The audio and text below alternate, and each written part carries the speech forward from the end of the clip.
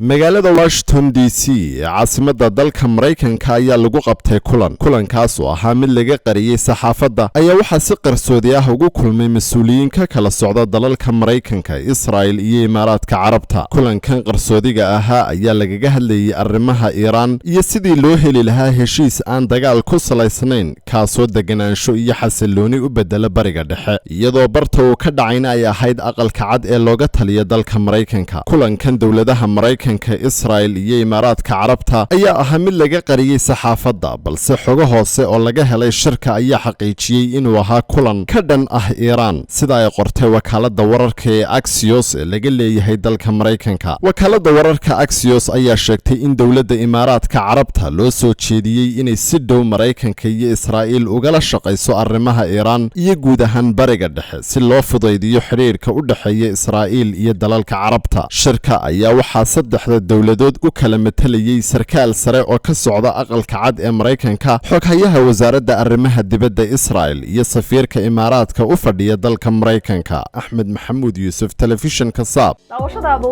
waa muhiim meel kasta aad joogta daawade, fadlan ka mid noqo ku dhawaad 1 milyan ee ku xidhan bartayda Facebook si aad uga mid noqoto like gare, sidoo kale subscribe gare bartayda YouTube-ka ee Saab TV si aad uga mid noqoto dadka ugu horeeya ee hela wararka, barnaamijyada iyo warbixinaha aan idin soo gudbino. meel kasta aad adduunka daafihiisa ka joogto la soo deg abka Saab TV, sidoo kalena booqo website-ka saabtv.com.